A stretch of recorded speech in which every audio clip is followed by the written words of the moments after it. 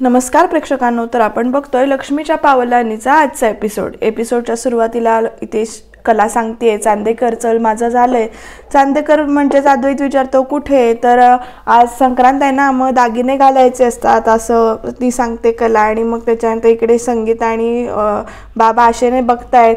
मग तोपर्यंत इकडे तो अद्वैत म्हणतो छे मी नाही घालणार आहे. मग इकडे ते सांगतात आज रिवाज असतो म्हणून घालायचे असतात दागिने. संगीता म्हणते नाही बरोबर आहे, पण मला नाही घालायचे तसं अद्वैत म्हणतो. तोपर्यंत सरोज म्हणतो की तो जर नाही म्हणतोय ना तर कोणी त्याला फोर्स करणार नाहीये, कारण इथे संगीता आणि त्याला फोर्स करत असतात. नाही म्हणजे नाही, त्याला आवडत नाही तर कोणी फोर्स करू नका असं म्हणून आता सरोज सांगते. आणि मग आता संगीता त्याच्यावर काहीच बोलणार नाहीयेत, कारण ठामपणे सरोजने ते ओरडून सांगितलंय. आणि मग अद्वैतला पुढे म्हणते की अद्वैत कोणाच्या तरी शब्दाचा मान ठेवायचा, म्हणून तू अजिबात फसू नकोस इथे किंवा काही करू नकोस. तर रोहिणी पण बघते आणि मनात म्हणते वा आज सरोज वहिनी तर फुल फॉर्म मध्ये आहे, फुल दाबात आहे. सरोज मॅडम यो असं म्हणून संगीता बोलत असते. पण तोपर्यंत सरोज म्हणते नाही म्हणून सांगितलं ना माझा शब्द फायनल असतो. आता कला पण त्याच्याकडे बघते, म्हणते सरोज मॅडम सॉरी मी मध्ये बोलते, पण कसं आहे असं म्हणते. आता ती बघूया आपल्या घरी म्हणजे चांदेकरांच्या घरी आपण सगळ्या प्रथा पद्धती आपण सणवार सगळे साजरे करतो, पण ही सुद्धा एक प्रथाच आहे ना असं इथे ती कला विचारते सगळ्यांच्या समोरच सरोजला इथे. आणि मग पुढे असं म्हणते अद्वैत मला वाटतं की चांदेकरने दागिने घालावे तिथे, त्याची सुद्धा ही पहिली संक्रांत आहे असं म्हणून. आणि मग त्याच्यानंतर आता बाकी सगळे एकमेकांकडे बघतायत. आणि मग तिकडे घरी गेल्यानंतर आजोबा पण विचारतील त्याला की दागिने काढून फोटो काढले का असं म्हणून. हो ना असं म्हणून कला अद्वैतकडे बघते.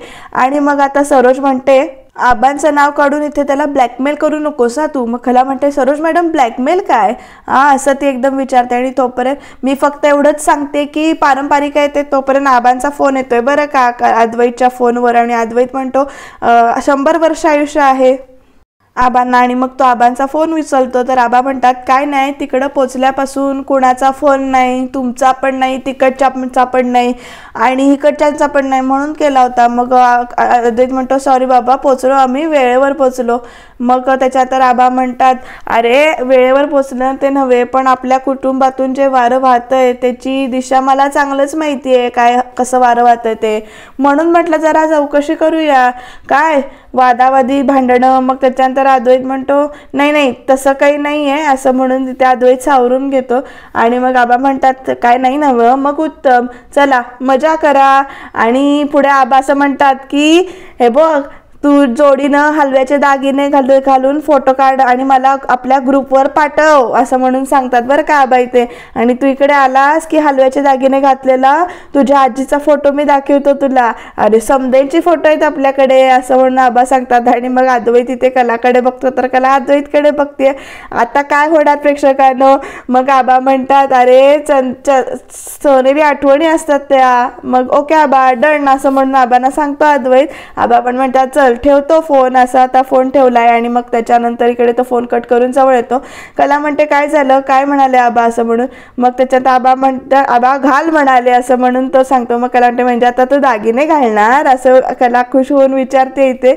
आणि मग मी सांगत होते तेव्हा नाही ऐकलंस मग असं म्हणून तो चिडवते कला म्हणत असते. तोपर्यंत कला आणि अद्वैत गुलुगुलू बोलतायत हे सरोजला आणि रोहिणीला कसं बघवेल. मग रोहिणी सरोजला विचारायला सांगते. सरोज विचारते काय म्हणाले आबा म्हणून.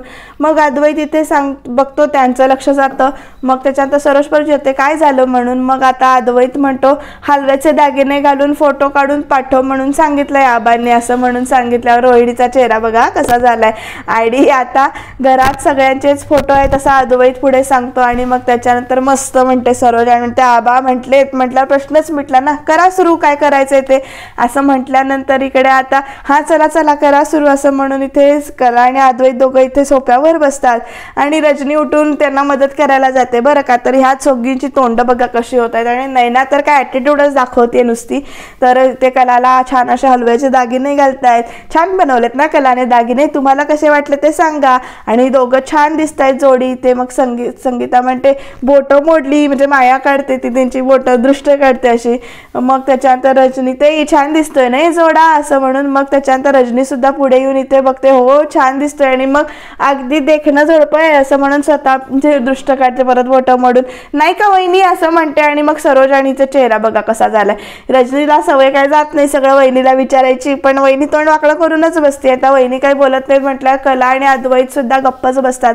पण बाबा लगेच की नाही अद्वैत राव म्हणतात आणि पुढे सांगतात, आमच्या लग्नाच्या सुद्धा म्हणजे आमच्या लग्नानंतरच्या पहिल्या हळदी कुंकवाला सुद्धा आमची इतकी संगीता सुंदर दिसत होती, तिला पण हातव्याचे दागिने घातले होते आणि ती ना अक्षी कलावानी दिसत होती बघा असं म्हणून कौतुकाने इथे सांगतात बरं का. आणि ह्या दोघांचं कौतुक चाललेलं बघून इथे संगीताचं बघा सरोजचं कसं होतंय बघा, फोटो बी छान आले तुझे असं बाबा म्हणतात. आणि मग त्याच्यानंतर संगीता म्हणते, काय बी चाललंय तुमचं बघा की समोर जावई बापू आहे त्याचं म्हणून त्या लाजतात बरं का इथे. आणि इथे नैना नुकच हसल्याचं नाटक करते आई बाबांकडे बघून, तर बाबा मात्र खुश आहेत. आणि ह्या दोघांचं बोलणं ऐकून इकडे कला ना अद्वैतला टोकते आणि मग आधी म्हणते की आपल्या म्हणजे मुलांना किंवा आपल्या ह्यांना पण असंच सांगशील ना तो आपल्या म्हातारपणी की छान दिसत होती. मग अद्वैत म्हणतो, हो सांगेन ना, काळं वांग दिसत होती असं सांगेन असं म्हणून चाललंय या दोघांचे ते खुसूर खुसूर. आणि ही दोघं काय बोलतायत त्याच्याकडे इकडे कला काय बोलते ते इकडे सरोज आणि रोहिणी बघतायत. तर कला म्हणते, निदान एखाद्या फुलाचं तरी नाव घ्यायचं होतं. तेवढ्यात अद्वैत म्हणतो दगड फुल आणि दोघं इथे हसतायत. मग रोहिणी तेवढ्यात सरोजवहिनीला म्हणते, सरोजवहिनी या दोघांचं सगळ्यांसमोरच गुरु चाललंय, या कलाला लाजच नाहीये, पण अद्वैत तोही असं म्हणून तोंड वाकडं करते. मग कला म्हणते अद्वैतला, पण म्हातारपणी आपण एकत्र असू हे कबूल आहे ना तुला, दे टाळी. तर म्हणते नाही देत. मग त्याच्यात असं सगळं चालू आहे त्यांचं. आणि मग इथे जावई बापू तो गुच्छ घ्या आणि कलाला द्या असं म्हणून ते बाबा सांगतात. मग काजल तो गुच्छ घेते आणि ते द्यायला जाते बरं का. आणि रजनी म्हणते असं म्हणजे सुटच काय देताय, फोटो काढा. मग काजल इथे फोटो काढायला चालू करते बरं का इथे. आणि चालू आहेत आता छान फोटो पोज चालले दोघांचे छान असे गुच्छ देताना वगैरे. मग गुच्छ देऊन झाल्यानंतर खांद्यावर हात ठेवून झाल्यानंतर असे एक काजल फोटो काढत सुटले बरं का. आता बघा मजा कशी चालली इथे. दोघं पण ऑकवर्ड झालेत, म्हणजे कला हसतीये पण इकडे अद्वैतचं तोंड बघा कसं झालंय. तो आपला म्हणजे मनात आहे त्याच्या हसायचं, पण कसं हसायचं हा विचार करून हसत नाहीये इथे. आणि काजल एक पोज भारी सांगते बरं का. ताईडीच्या जर असं जवळ सारखा ताईडीच्या खांद्यावर हात ठेवा वगैरे. कला आणि अद्वैतचे म्हणजे असे फोटो काढताना बघून आई बाबा मात्र खुश झालेत बरं का. नैना तोंड वाकडी करूनच बसले इथे, जरा असं व्हा तसं व्हा असं सांगत काजल खूप फोटो काढते इथे. त्यामुळं सगळे इथे बाकीचे जर असे कंटाळतात, पण बाकीचं चाललंय. मग इकडे संगीता पण असा हात ठेव वगैरे खूळ करून सांगतात. नैनाचं तोंड पडलेलंच आहे, सगळं काय चाललंय ड्रामा असं म्हणून वाकडं तिकडं तोंड करतेच आहे ती. छान फोटो सेशन सुरू आहे या दोघांचं इथे. बसून उभं राहून खांद्यावर हात ठेवून असे वेगवेगळ्या पोजमधले फोटो काढायचे चालू आहेत. आणि सरोज आणि रोहिणी मात्र त्यांच्या या ड्राम्या बाजाला कंटाळलेल्या आहेत, फोटो काढतात ते सगळ्याला. आणि तोपर्यंत काजल इथे म्हणते की असं जरा कमरेत वगैरे हात घालून फोटो काढा. आणि मग आता हे सगळं प्रकार चाललाय. रोहिणी म्हणते सरोजवहिनीला, सरोजवहिनी फोटोच्या निमित्ताने कमरेत हात घालायला सुद्धा इथे कमी करत नाहीये ती दोघं, काय चाललंय यांचं. आणि मग इकडे रोहिणी म्हणते काय केमिस्ट्री आहे ना या दोघांची, असं सगळं ते चाललंय बघतेस ना तू असं. आणि ते विचारते बरं का. आणि मग आता रोहिणी आणि सरोज दोघींचं लक्ष तिकडंच चाललंय की कसे फोटो पोज वगैरे चाललेत. रोहिणी तर कान खाते नुसती सरोजचे. सरोज म्हणते दिसतीये मला, पण आबामध्ये पडलेत म्हणून मी गप्प बसले असं सांगते इथे सरोज. आणि मग त्याच्यात हे हळदी कुंकू कधीच उधळून लावलं असतं मी असं इथे म्हणते. हे जे नातच खोटे तिथे हळदी कुंकवाचा काय चाललंय असं म्हणून सरोज इथे विचारते म्हणते, रोहिणीशी बोलते. आणि मग त्याच्यानंतर खूप मजा येते ना हे सगळं कळताना तुला असं इथे अद्वैत कलाला विचारतोय हळूच. मग अद्वैतला कला म्हणते बायको आहे ना मी तुझी, त्यामुळे मला मजा वाटते, मग गळा धरायची पोच देऊ का, लास्टचं लाडात येऊ नको वगैरे यांचं इथे बोलणं चालू आहे. या दोघांना ना म्हणजे आपली दोघं बोलायला लागले की विसरच पडतोय सगळ्यांचा. मग तेवढ्यात ना गळा बिळा धरायची त्यांची खुसूर करून झालेली आहे. काजलने तेवढ्यात 2-4 फोटो इथे काढून घेतलेले आहेत. मग संगीता म्हणतात आमच्या सगळ्यांचा फोटो काढे का तुमचं आवरलं असेल तर असं म्हणतात. आणि मग सरोज मॅडम रोहिणी मॅडम या ना. मग इकडे सरोज मॅडम म्हणते नाही मला इंटरेस्ट नाही आहे असं म्हणून सांगते, तोंड वाकडं करून सांगते ते मला नाही इंटरेस्ट तुमच्या सगळ्यांमध्ये असं चाललंय. असो इंटरेस्ट नाही ते इंटरेस्ट नाही नको काढू. मग तोपर्यंत काजल म्हणते की आपण एक सेल्फी काढूया असं म्हणून. बिचारी रजनी फोटो काढायला उठत असते पण तिला सुद्धा काढू देत नाही. तर सेल्फी काढून झाल्यानंतर इकडे अद्वैत म्हणतो की मी हे काढू का असं म्हणून, म्हणजे मला हे खूप टोचतंय, झालं ना सगळं, मग एक चालेल ना काढलं तर. मग इकडे कला सांगतोय नाही. तर त्याच्यानंतर हळदी कुंकाचा संध्येपर्यंत ठेवायचे असतात दागिने असं बाबा सुद्धा सांगतात बरं का. काजल सुद्धा त्याला मान डोलावते. अद्वैत म्हणतो की 1 2 3 4 किती तास, म्हणजे तोपर्यंत इकडे कला म्हणते अख्खी रात्र असं म्हणून आता कलानेच डिक्लेअर केलंय. आणि मग कला म्हणते अरे कार्यक्रम संपलेपर्यंत म्हणजे अख्खी रात्र होईपर्यंत काढायचे नसतात ते दागिने, प्रथा आहे तशी. मग त्याच्यानंतर कला म्हणते तुम्ही रातभर ठेवू नका, कला ठेवेल रात्रभर. आणि मग इकडे अद्वैत काढतो बरं का दागिने. मग कला म्हणते तो काय काढणार असेल तर मी पण काढतो हा, मग थोडा वेळ तरी राहू दे की, असं या दोघांचं इथे बोलणं चाललंय.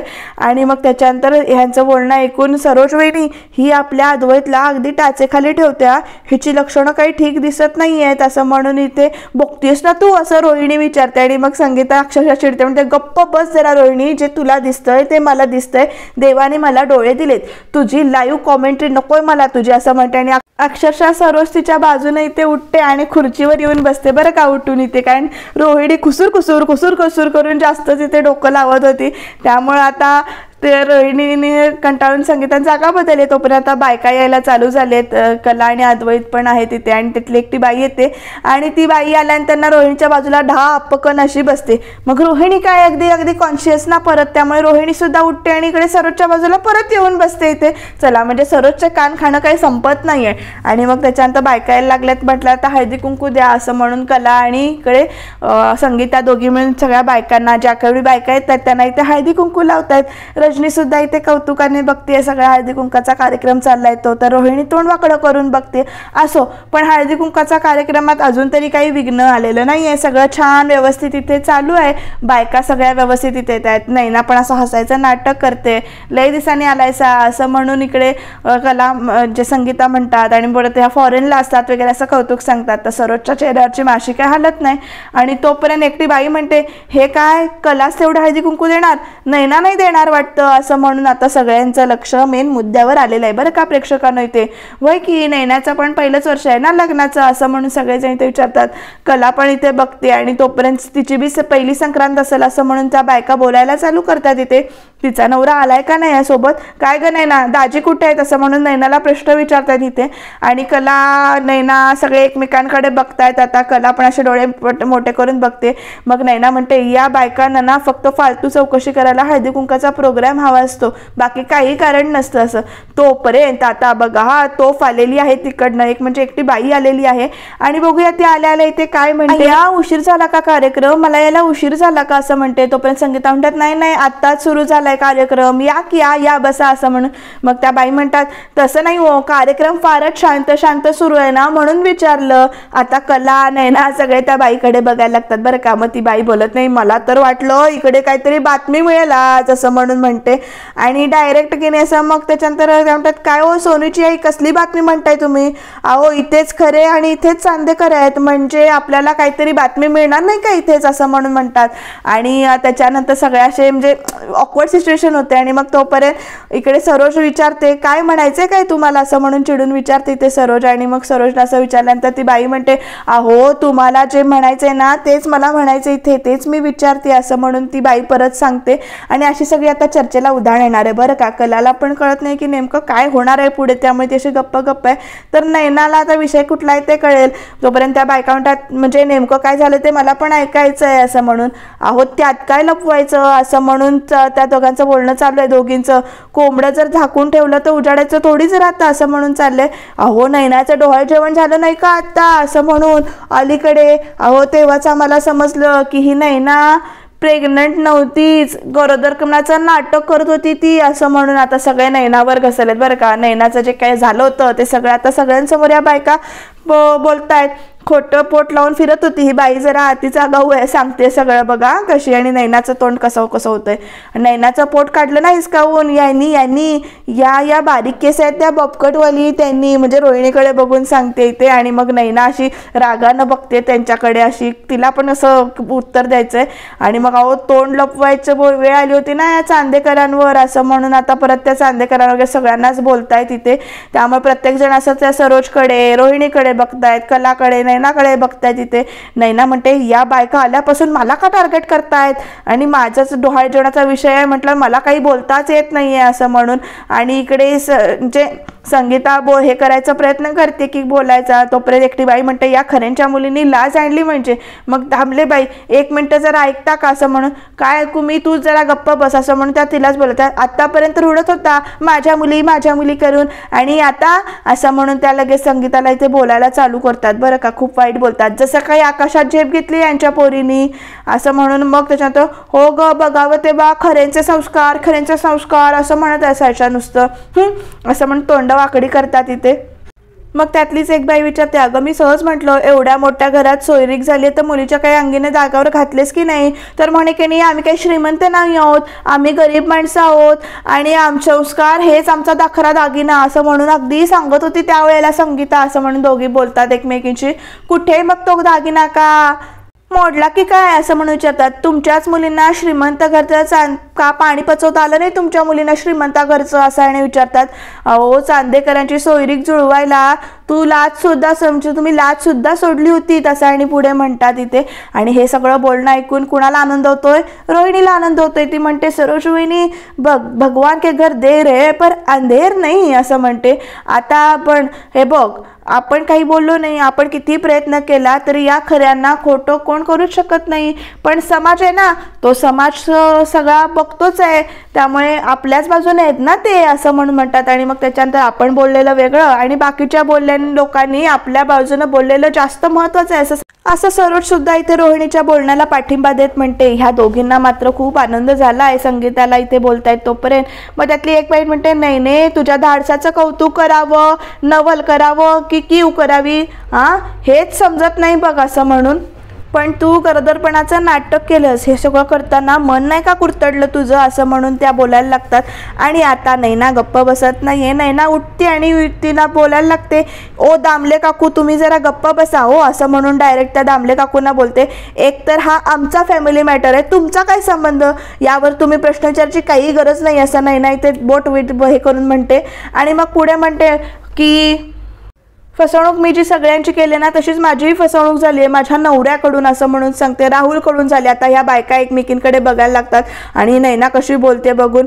मग तोपर्यंत आता रोहिणी कशी गप्पा बसेल. रोहिणी म्हणते नैना शटअप, अहो हीच सवय आहे हिची, हिच्यावर काही प्रकरण छेकलं ना की लगेच दुसऱ्यावर वळून दुसऱ्यावर टाकते. 1 मिनिट, राहुलचं नाव घेतेस ना, प्रत्येक वेळी त्याला ब्लेम करतेस ना तू, त्याचाच नावाचा फायदा तूच करून घेतलायस ना असं म्हणून नैनाला इथे सगळ्यांसमोर इथे बोलते बरं का रोहिणी.